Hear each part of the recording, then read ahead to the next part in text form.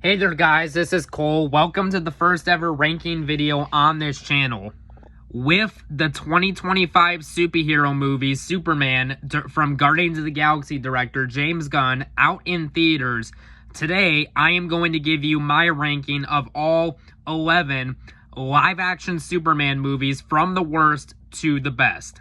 This will include the first four Superman movies from the 1970s and 80s starring Christopher Reeve, the 2006 movie Superman Returns, the 2013 movie Man of Steel, Batman vs. Superman, Justice League 2017, as well as the 2021 version, Zack Snyder's Justice League, which is the director's cut, as well as Superman 2, the Richard Donner cut, which is a different version of Superman 2. And then, of course, the most recently released movie, Superman 2025, directed by James Gunn.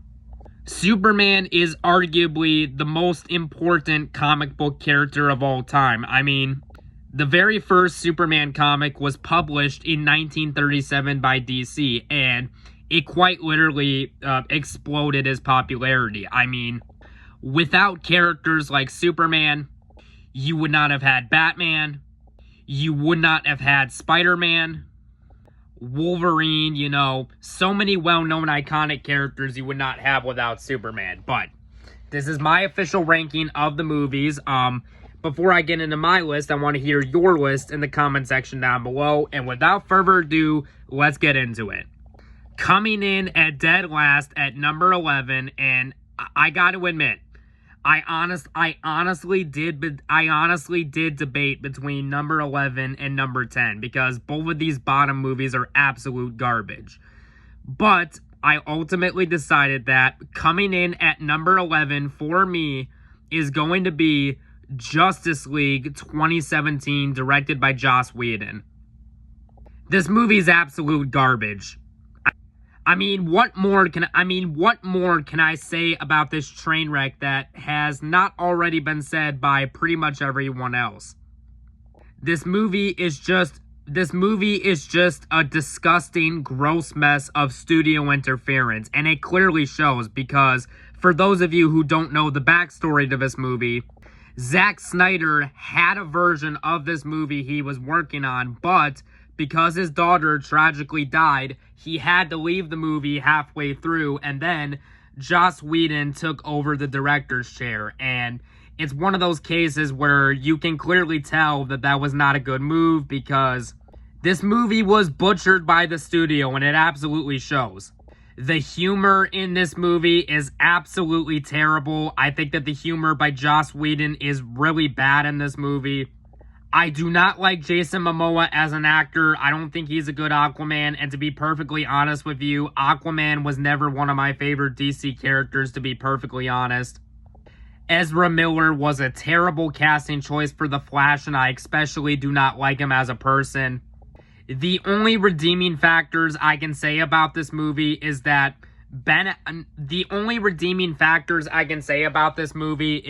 Affleck is a good Batman, Henry Cavill is good as Superman, and Gal Gadot is good as Wonder Woman. And the very few scenes that are by Zack Snyder are not bad. But other than that, this movie is absolute garbage. The CGI is terrible. The humor is terrible. And just this right here is one of the absolute worst cases of just gross, disgusting studio interference. And while this movie might not be as poorly made as, like, a movie I have above it, I would rather watch a bad movie than a gross movie. I hate this movie. I'm giving this movie a 1.5 out of 10.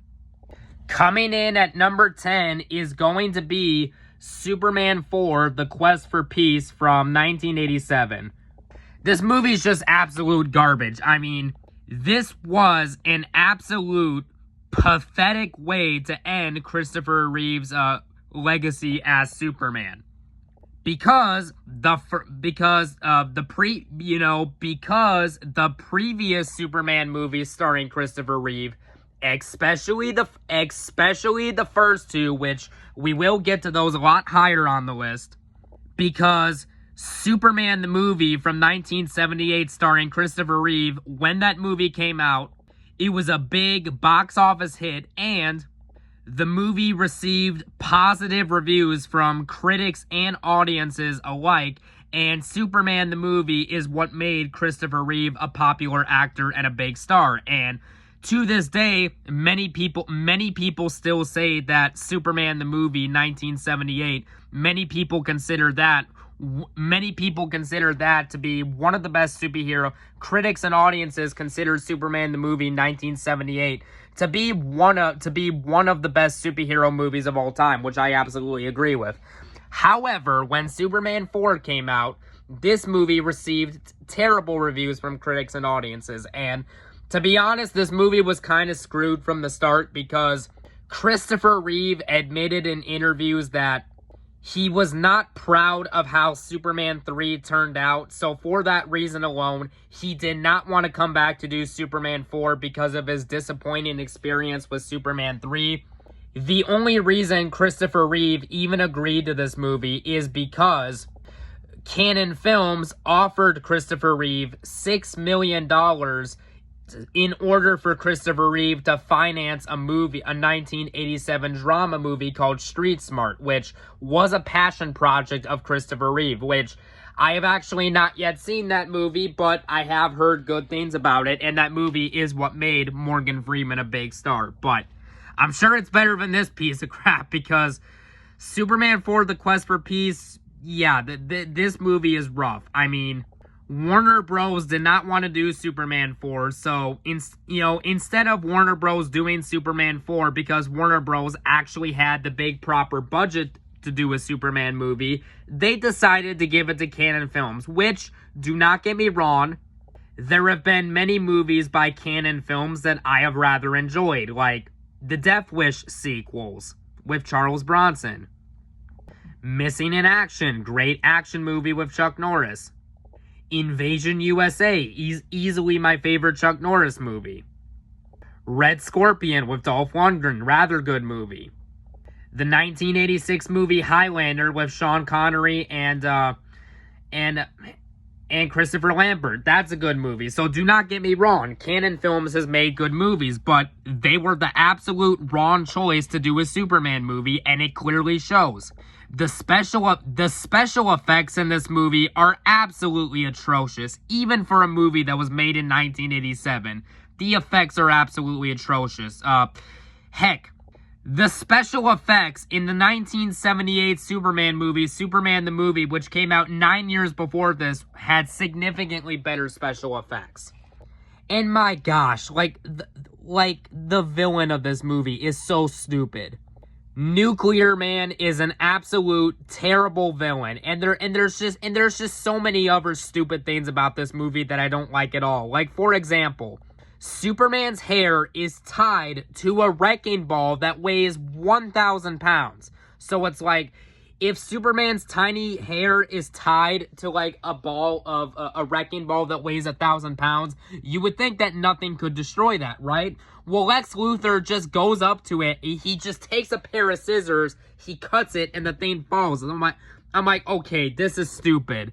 And then the whole part where Lois Lane, played by Margot Kidder, is breathing in outer space is so stupid. I absolutely hate this movie.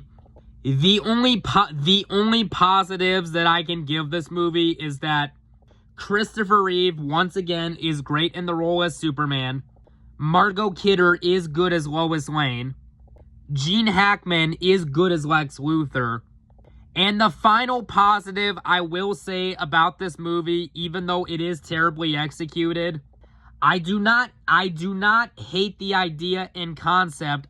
I do not hate the idea about a Superman movie trying to be a movie talking about, how would Superman react if nukes were to go across the whole world? Like, a movie about nuclear warfare across the world. Like, do I think there's a version of that concept that could have worked? Yes. I mean, heck, even the new Superman movie directed by James Gunn, which we will get to, which is significantly higher on the list, did that concept significantly better. But yeah, Superman 4: The Quest for Peace, terrible finale to the Christopher Reeve movies. And I'm going to give this movie a 1.5 out of 10. But on the positive side, at least this movie is only 90 minutes. So there's that.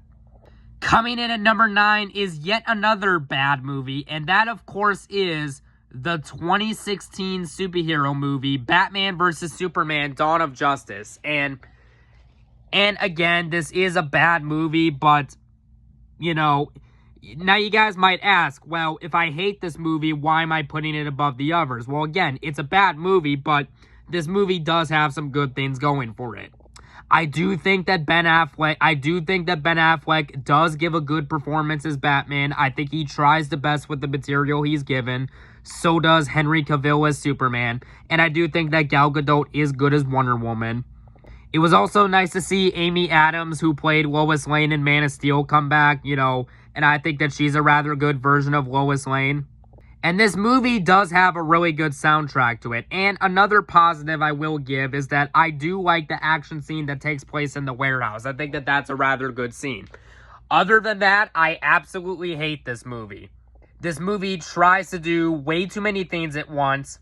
This movie's trying to set up a Justice League movie.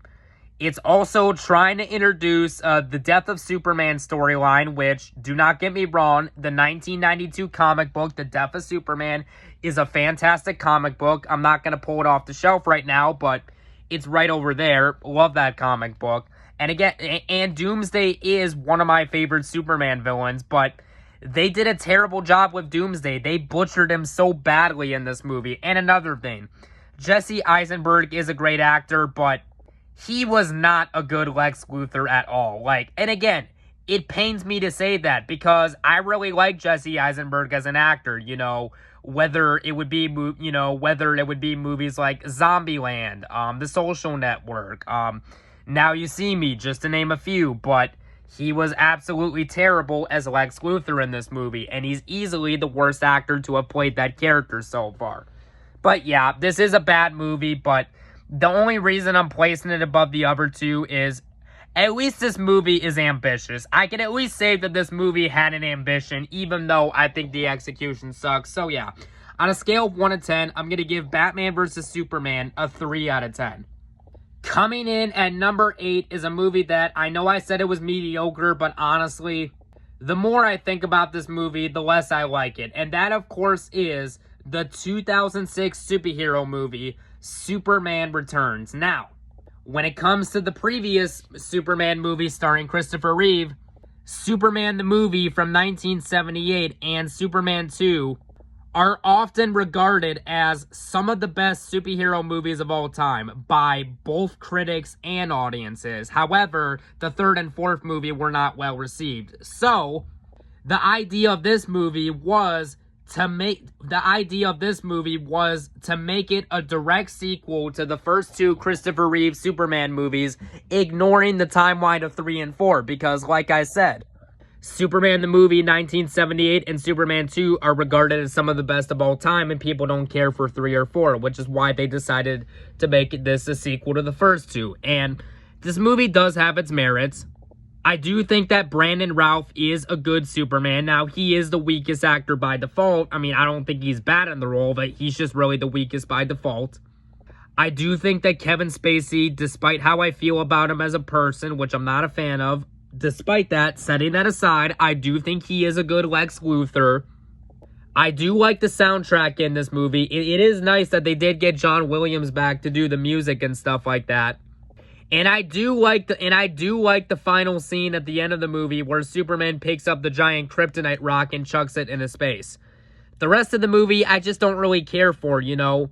This movie is honestly way too slow for me to get into. That's really the problem I have with it. And also, I do not think it was necessary to make this a legacy sequel to the Christopher Reeve movies. At least the first two. I did not think that was necessary. And another thing. Kate Bosworth is a good actress, but she absolutely sucked as Lois Lane. My goodness. Again, Kate Bosworth is a good actress, but she was terribly miscast as Lois Lane. She's easily the worst on-screen version of the character we've had so far. And Bryan Singer, now don't get me wrong, has Bryan Singer directed some movies I enjoy? Yes. He directed the first 2 X-Men movies, X-Men Days of Future Past, Bohemian Rhapsody, and the Unusual Suspects, which are all movies that I do like. But I don't really think he was the right choice to do this movie. But yeah, a below average movie. This movie, I don't care for it. Now, does this, like, offend me, like, as the movies below it? No. But am I ever going to watch this again? No. I'll give Superman Returns a 4 out of 10.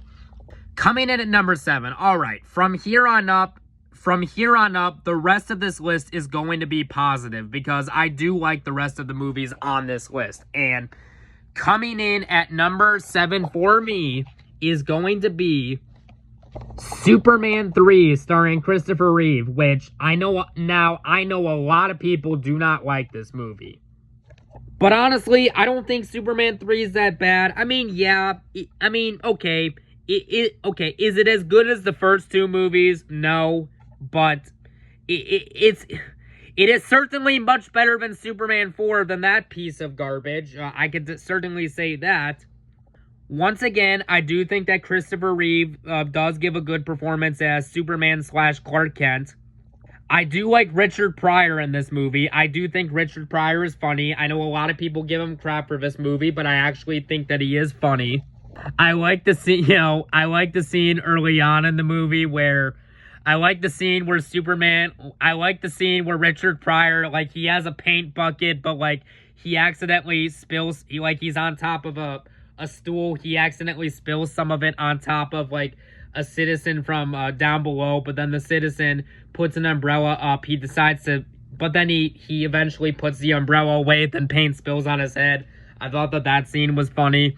And there is some good action scenes to this movie, too. I also like the scene where Superman has to fight an evil Superman, where Clark Kent is just Clark Kent, and he has to fight an evil version of Superman. I think that's a rather cool scene. Really, the only reason this isn't ranked higher, most of the special effects are good, but there are some scenes where they do look a little dated, like when Superman picks up the whole ice out of the water to, like, put out a fire. Like, those effects have not aged the best. I think the pacing is good for the most part, but a little slow in some scenes, and the whole ending is a bit repetitive where he flies into the camera again, but overall, Superman 3, I think it's a good sequel for what it is. Again, not perfect, but I like it for what it is. If you want more of my thoughts, check out my review, but I'll give Superman 3 a 7 out of 10. Coming in at number 6 is going to be Superman 2, the Richard Donner cut from 2006, which, hold on a sec.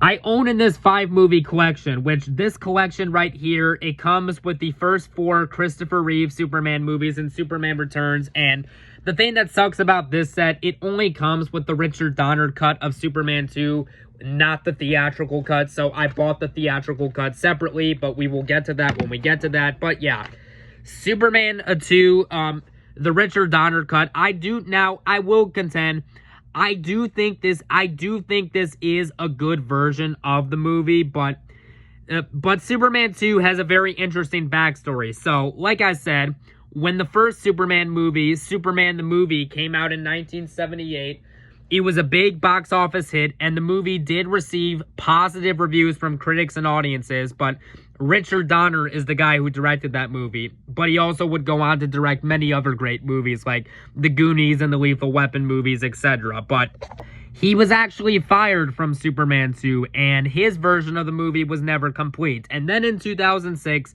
they let Richard Donner release his version, but his version is not perfect because this director's cut honestly feels unfinished. And that is a well-known fact. This director's cut is unfinished. And now, I do think this Superman 2 is a good movie in general, but I do prefer the theatrical cut. I mean, one of the problems I have with the Richard Donner cut is I'm not a big fan of the ending, at least when it comes to the director's cut of Superman 2, because with the director's cut of Superman 2, the way they end it, honestly, They just use recycled footage from the first movie when Superman's spinning the Earth backwards. But again, that's the Richard Donner cut, not the theatrical cut of Superman 2. And then they also add like some different color filter, which I'm not big on, and stuff like that. But overall, I think that Superman 2, the Richard Donner cut, despite not be... I mean, if I'm going to watch Superman 2, I'm just going to watch the theatrical cut by Richard Lester. But Superman 2, the Richard Donner cut, not bad. I'll give it a 7 out of 10. Coming in at number 5 is going to be Zack Snyder's Justice League from 2021. Now, remember how I said with Justice League that Zack Snyder had a vision for the movie, but he was not able to finish his version because he had to leave the project due to stuff that happened in his personal life? Well, in 2020, Warner Bros. Decided to finally let Zack Snyder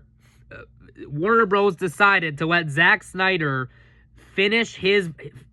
In 2020, Warner Bros. Finally allowed Zack Snyder to come back and finish and, actually film and actually finish his version of the movie, his complete vision. And I think it really works here. I think that the action scenes are really good in this. I think that the action scenes directed by Zack Snyder are really good in this movie. I do think that that Henry Cavill and Ben Affleck are both... I think that Henry Cavill was really good as Superman / Clark Kent, and I do think that Ben Affleck is a good Batman in this movie. And Steppenwolf, honestly, Steppenwolf was kind of a poor villain in the theatrical cut, but here Steppenwolf is a significantly better villain in this version than he was in the theatrical cut. Like, they develop his character so much more. And another thing with this movie, another reason I think that this is the superior version of Justice League, whether it comes to either version, is because with Zack Snyder's Justice League, it's a complete movie and the movie fleshes out its characters a lot better. The only reason this movie's not ranked higher is while I do think that this is a good movie, the only reason it's not ranked higher is just because of the long runtime, because Zack Snyder's Justice League is a 4-hour long movie. And that's a bit of a long movie. Now, granted, I do think this is a good movie, but do I think it quite needed to be 4 hours? Not necessarily. Like, I do think you could have, honestly, I do think you could have cut out, to be honest, I think you could have cut out 30 minutes of this movie, to be honest.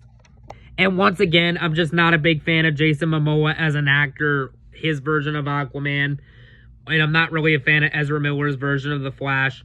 And the final negative I do have with this version is it is annoying seeing them tease things that...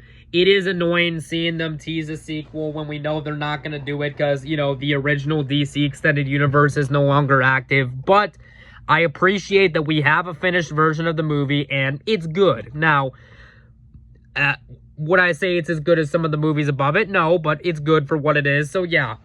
I'll give Zack Snyder's Justice League, I'll give this movie an 8.5 out of 10. Coming in at number 4 is going to be a very divisive movie, but it's a movie I actually do like, and that, of course, is the 2013 movie Man of Steel, directed by Zack Snyder, which was the kickoff to the DC Extended Universe.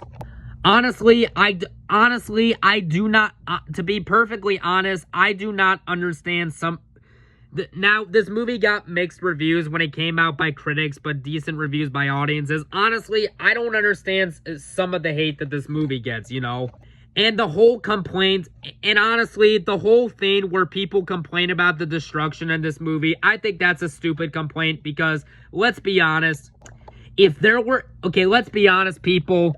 If there were two super being gods fighting on Earth, what do you think would happen? Buildings would get destroyed, people would die, stuff would blow up. If two super being gods were on our Earth fighting, that's exactly what would happen. And I find that funny because, do not get me wrong, the 2021 the 2021 adult animated superhero TV show Invincible on Prime Video is a really good show, but here's the thing.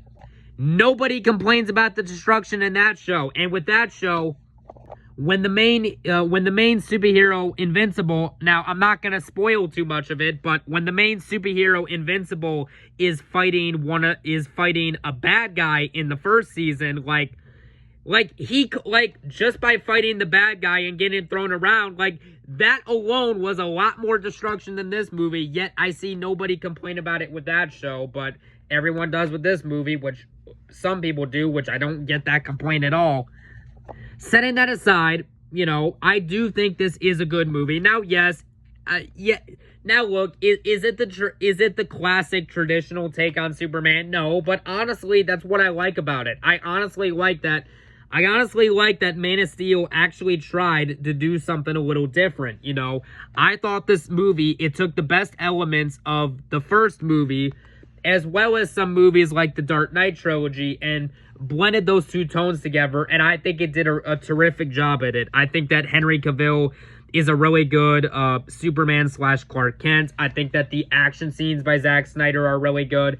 And I really like the villain of this movie, General Zod, played by Michael Shannon. I mean, that guy was born to play General Zod. But yeah, really good movie on the whole front. I guess if I only have one negative, it is disappointing. No, it is disappointing that we never got a proper sequel to this.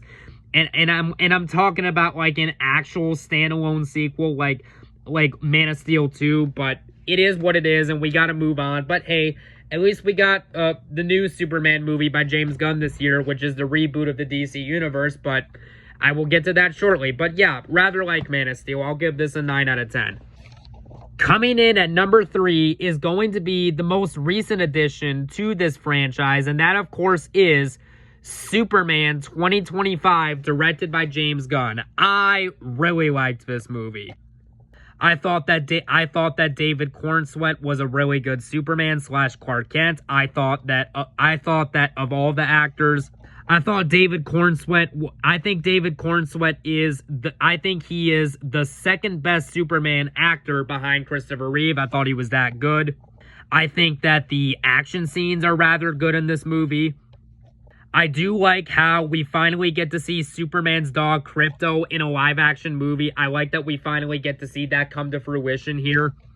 And another thing on the positive side, I really do like Nicholas Hoult as Lex Luthor. Like, I thought this version of the character was rather good, and Nicholas Hoult did a rather good job playing Lex Luthor. The only reason this movie's not ranked higher is, well, the only reason it's not ranked higher is just because I've only seen the movie once, you know, I could see this movie either going up or down on the list depending on how the rest of this new DC Universe reboot by James Gunn is handled, but hey, this was a great start to the universe, and I'm optimistic to see where things go from here, and I'll give Superman 2025 a 9 out of 10.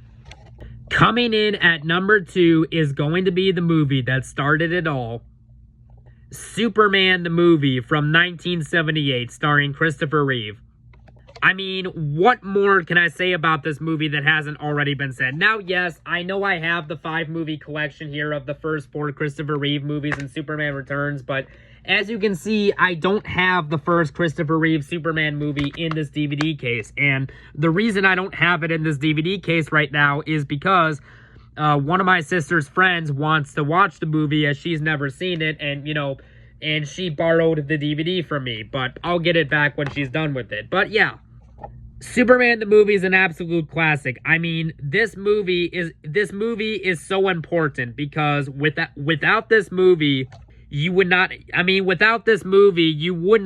the Marvel Cinematic Universe or even the Spider-Man movies or even the Spider-Man movies directed by Sam Raimi starring Tobey Maguire, because this movie played a very huge influence on the 2002 Spider-Man movie, but I'll cover that when I do a Spider-Man review series at some point. But yeah, when Superman the movie came out in 1978, directed by Richard Donner, it was a big hit at the box office, and the movie did receive positive reviews from both critics and audiences alike, and many people consider this to be the best Superman movie and one of the best superhero movies of all time, and I can see why. This is a really good movie.